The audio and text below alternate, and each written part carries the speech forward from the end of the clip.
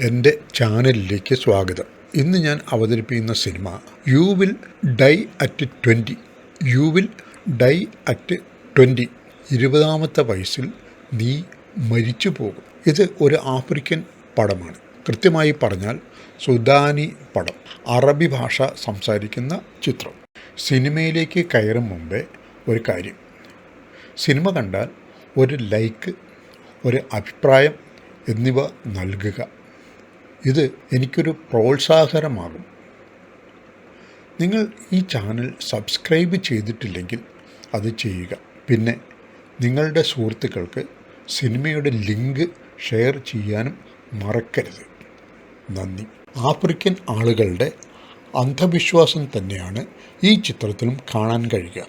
അതിൽ നിന്നും മോചനം നേടുന്ന പുതുതലമുറയെയും കാണാൻ നമുക്ക് കഴിയും. സുഡാനിലെ ഒരു ഗ്രാമത്തിലെ അൻലൂർ സക്കീന ദമ്പതികൾക്ക് ഒരു ആൺകുട്ടി പിറക്കുന്നു. മുസാമിൽ എന്നാണ് പേര്. ഗ്രാമത്തിന് വെളിയിൽ തമ്പടിച്ച സിദ്ധനെ കണ്ട് കുഞ്ഞിനെ അനുഗ്രഹം വാങ്ങാനായി അവർ പുറപ്പെടുന്നു. വലിയ തിരക്കും ബഹളവുമാണ് അവിടെ. സംഗീതം, നൃത്തം, ആളുകളുടെ കലബല ശബ്ദങ്ങൾ, ആകെ ജഗപക. ഇതിൻ്റെ ഇടയിൽ സിദ്ധൻ കുഞ്ഞിനെ വാങ്ങിക്കുന്നു. എന്നിട്ട് അനുഗ്രഹം പറയുമ്പോൾ അടുത്തു നിന്ന ഒരു നർത്തകൻ താഴേക്ക് വീഴുന്നു. അപ്പോൾ അയാളുടെ ചുണ്ടിൽ നിന്നും 20 എന്ന് കേൾക്കുന്നു. ദൈവത്തിൻ്റെ അരുളപ്പാട്. ഈ കുട്ടി 20 വയസ്സാവുമ്പോൾ അത് മരിച്ചു പോകും. സിദ്ധൻ ഭാവി പറയുകയാണ്. ജീവിതം കൃഷി കൊണ്ട് മാത്രം താങ്ങാൻ പറ്റാതെ വന്നപ്പോൾ ഗ്രഹനാഥൻ ഏതോ ഒരു നഗരത്തിലേക്ക് പോകുന്നു. കാലം മുന്നോട്ട് പോയി. കൊച്ചു മുസാബിൽ പയ്യനായി. അവൻ്റെ അമ്മ അവനെ പുറത്തു വിടാതെ വളർത്തുകയാണ്. അവനാണെങ്കിലോ അമ്മ അറിയാതെ സമപ്രായത്തിലുള്ള കുട്ടികളുടെ കളി കണ്ടു നിൽക്കുകയും ചെയ്യുന്നു. പക്ഷെ അവരാണെങ്കിലോ ഇവനെ കളിയാക്കുകയും ചെയ്യും. അവരുടെ കൂടെ ഒരു പെൺകുട്ടിയുണ്ട്. അവൾക്ക് മാത്രമേ ഇവനോടൊരു സ്നേഹം ഉള്ളൂ. അമ്മ അവനെ സ്കൂളിൽ പോലും അയക്കുന്നില്ല. എങ്ങാനും വല്ലതും സംഭവിച്ചു പോയാലോ? ഒരു ദിവസം അമ്മയും മകനും കൂടി കടയിൽ ചെന്നപ്പോൾ വഴിക്ക് ഉസ്താദിനെ കാണുന്നു. അയാൾ പറയുന്നത് ഇവനെ വായിക്കാനും എഴുതാനും പഠിപ്പിക്കണം എന്നാണ്. അമ്മ പറയുന്നത് ഇത്ര ആയുസ് കുറവുള്ള കൊച്ചിനെ എന്ത് പഠിപ്പിച്ചിട്ട് എന്താണ് വിശേഷം? അതിന് മറുപടിയായി ഉസ്താദ് പറയുന്നത് 20 വയസ്സുവരെ ഖുറാൻ ഓതാൻ പഠിക്കട്ടെ, ദൈവത്തെ സേവിക്കാൻ പഠിക്കട്ടെ. അവസാനം അമ്മ മകനെ മദ്രസയിൽ ചേർക്കാൻ തീരുമാനിച്ചു. അവൻ അമ്മയോടൊപ്പം മദ്രസയിൽ പോകുന്നു. ഉസ്താദ് അവനെ ക്ലാസ്സിൽ മറ്റു കുട്ടികളോടൊപ്പം ഇരുത്തുന്നു. മുസാബിലിൻ്റെ മദ്രസക്കാലം. അതിൽ ഖുറാൻ പഠനത്തിൽ അയാൾ തിളങ്ങി. ഒരു ദിവസം ഉസ്താദ് പാഠഭാഗങ്ങൾ പഠിക്കാൻ പറഞ്ഞിട്ട് എവിടെയോ പോയി. കൂടെയുള്ള കുട്ടികൾ, അവർക്കറിയാം 20 വയസ്സ് കഴിഞ്ഞാൽ ഇവൻ മരിക്കും എന്ന്. കുട്ടികൾ മുസാബിലിനെ പിടിച്ച് ഒരു ശവം മറവ് ചെയ്യുന്ന രീതിയിൽ ഒരുക്കി ഒരു ഇരുമ്പ് പെട്ടിയിൽ ആക്കി ഉപേക്ഷിക്കുന്നു. എന്നിട്ട് പറയുന്നത് ഒന്നുകിൽ ഇപ്പോൾ നീ മരിക്കണം, അല്ലെങ്കിൽ നിനക്ക് മരണം ഇല്ല. അവിടെ നിന്നും രക്ഷപ്പെട്ട് അവൻ വീട്ടിൽ എത്തി. കാലം പിന്നെയും കഴിഞ്ഞു. അവൻ ഒരു കൗമാരക്കാരനായി. അപ്പോഴും അവൻ്റെ അമ്മയുടെ ചിറകിൻ കീഴിൽ സേഫായി അവനെ വളർത്തുകയാണ് അമ്മ. അച്ഛനാണെങ്കിലോ നഗരങ്ങളിൽ നിന്നും നഗരങ്ങളിലേക്ക് ഓടുകയാണ് നല്ലൊരു തൊഴിൽ കിട്ടാൻ. അമ്മ സക്കീന മകനെയും കൂട്ടി അന്നത്തെ ആ സിദ്ധനെ കാണാൻ പോകുന്നു. പക്ഷേ അവിടെ വേറൊരു ചെറുപ്പക്കാരൻ സിദ്ധനാണ്. പ്രായമായ ആൾ ഹജ്ജിന് പോയിരിക്കുന്നു. പുതിയ സിദ്ധനോട് അമ്മ മകൻ്റെ ജന്മം നീട്ടിത്തരാൻ പ്രാർത്ഥിക്കണമെന്ന് യാചിക്കുന്നു. അമ്മയെ പുറത്തിറക്കി മകനെ പരിശോധിക്കുന്നു. എന്നിട്ട് പറയുന്നു, നീ ഇവിടെ നിന്നു, ഞാൻ ഇഷ്ടം പോലെ പണി തരാം. അമ്മ മകനെയും വിളിച്ചുകൊണ്ട് പോകുന്നു. അമ്മ മകനെ നാട്ടിലെ പലചരക്കുകാരൻ്റെ കടയിൽ ജോലിക്ക് വിടുന്നു. ജോലിക്ക് പോകുമ്പോൾ അവന് ഒരു കാമുകിയെ കിട്ടി, അടുത്ത വീട്ടിലെ നൈമ. പക്ഷേ അവളോട് സംസാരിക്കാനും അവന് പേടിയാണ്. അമ്മ എങ്ങനെ പെരുമാറും, അവൾക്ക് എൻ്റെ കഥ അറിയാമോ എന്നൊക്കെയുള്ള സംശയങ്ങൾ. ഒരു ദിവസം മുസാബിൽ കടയിൽ ജോലി നോക്കുകയായിരുന്നു. പെട്ടെന്ന് മുതലാളി കയറി വന്ന് അകത്തെ മുറിയിൽ നിന്നും 1-2 കുപ്പികൾ ഒരു സഞ്ചിയിൽ ഇട്ട് മുസാബിലിൻ്റെ കയ്യിൽ കൊടുക്കുന്നു. അത് ആ ഇംഗ്ലീഷുകാരൻ്റെ വീട്ടിൽ കൊടുക്കണം എന്ന് പറയുന്നു. അത് ആരും കാണരുത്, ആരോടും മിണ്ടാനും പോകരുത് എന്നും അയാൾ പറയുന്നു. മുസാബിൽ നേരെ ആ വീട്ടിൽ പോകുന്നു. അവിടെ ആരെയും കാണാത്തതുകൊണ്ട് അവൻ വീട്ടിനകത്തേക്ക് ചെല്ലുന്നു. പെട്ടെന്നാണ് വീട്ടുകാരൻ സുലൈമാൻ വരുന്നത്.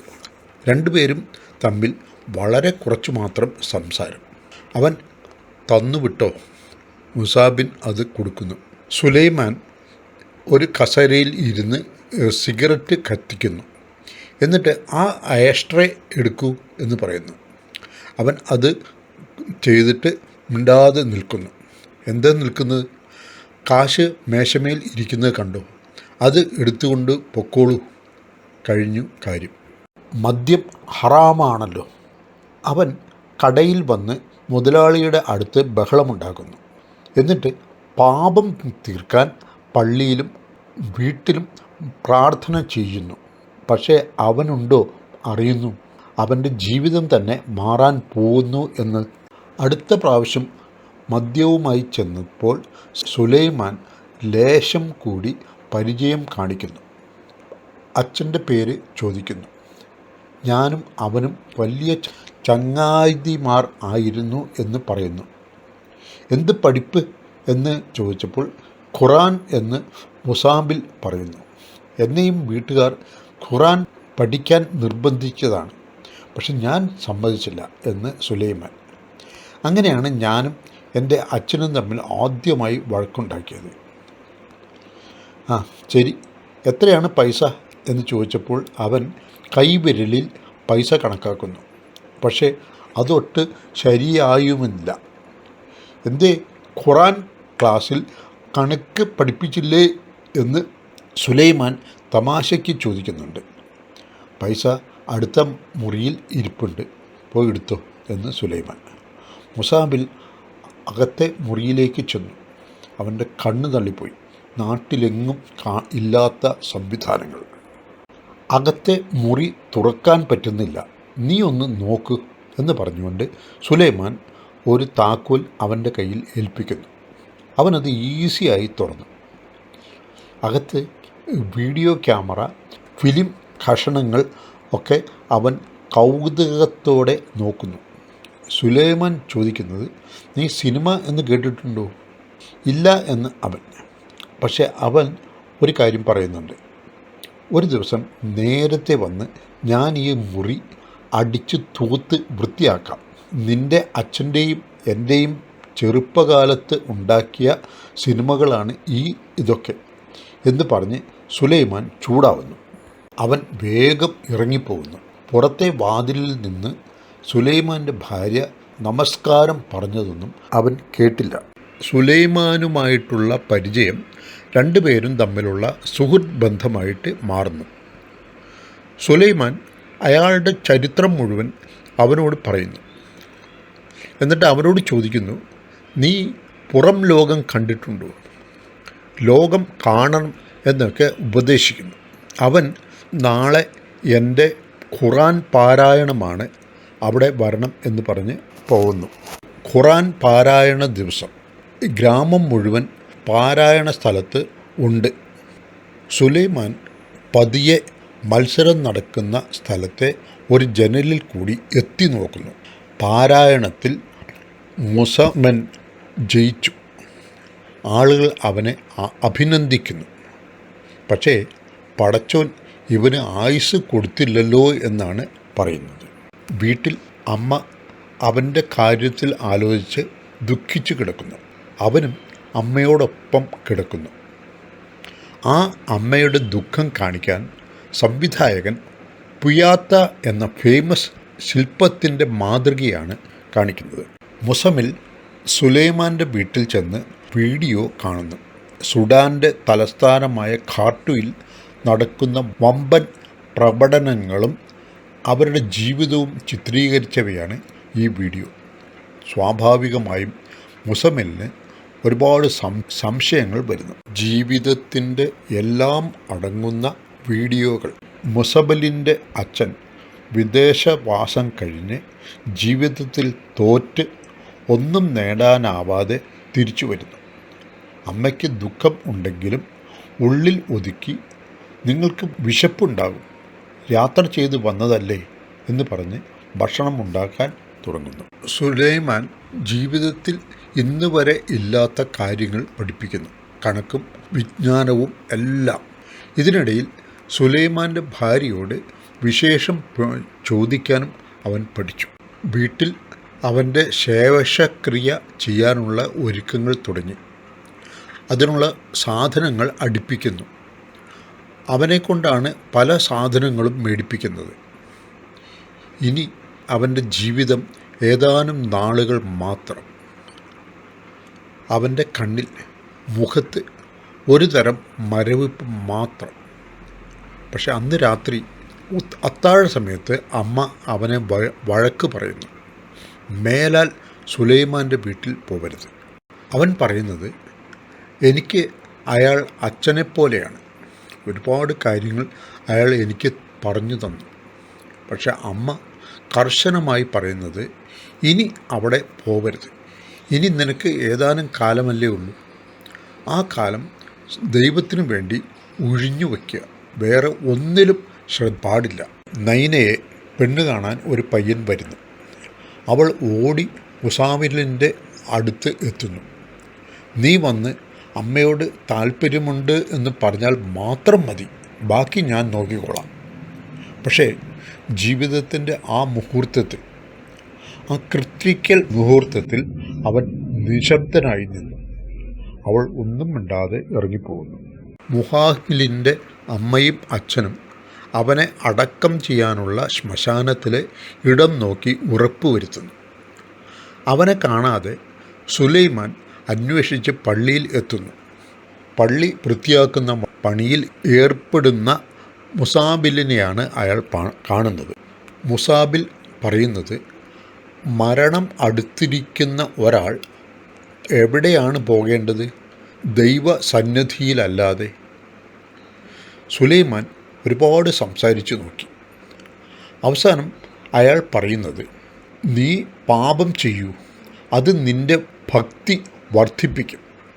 ഒരു പാപവും ചെയ്യാതെ ഇരിക്കുന്ന നീ 20-ാമത്തെ വയസ്സിൽ മരിക്കും. ഒരു പക്ഷേ എന്തെങ്കിലും പാപം ചെയ്താൽ നീ ജീവിക്കും മുസാബിൽ എന്ന് പറഞ്ഞ് സുലൈമാൻ തിരിച്ചു പോകുന്നു.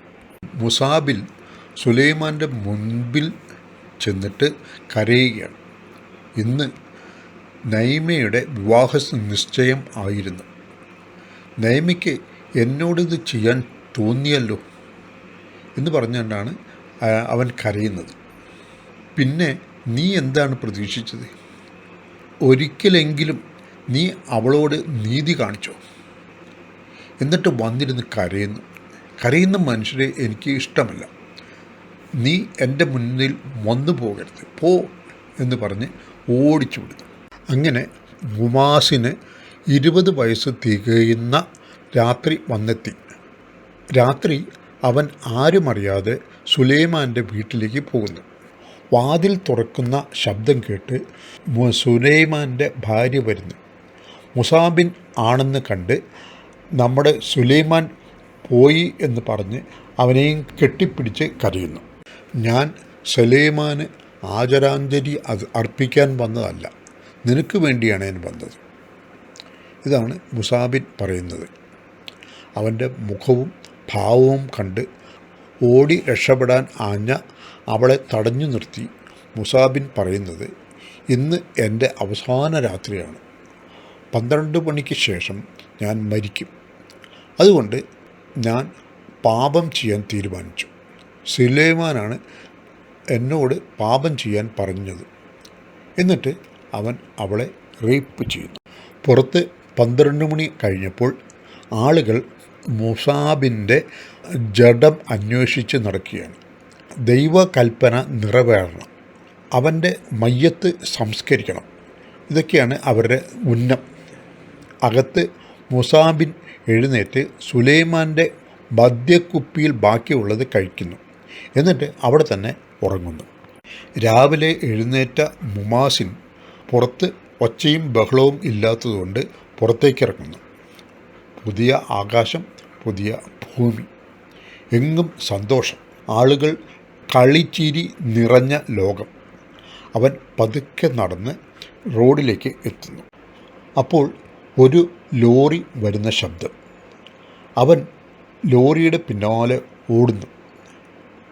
അങ്ങനെ അവൻ അന്ധവിശ്വാസത്തിൻ്റെ ലോകത്തു നിന്നും ശാസ്ത്രത്തിൻ്റെ ലോകത്തിലേക്ക്, ഗ്രാമീണതയുടെ ലോകത്തു നിന്നും നാഗരികതയുടെ ലോകത്തിലേക്ക്, ഗ്രാമത്തിൽ നിന്നും നഗരത്തിലേക്ക്, വിശാലമായ ലോകത്തിലേക്ക്, ഹൃദയ ചുരുക്കത്തിൻ്റെ ലോകത്തു നിന്നും ഹൃദയ വിശാലതയുടെ ലോകത്തിലേക്ക് മുസാബിൻ അങ്ങനെ ഓടുന്നു.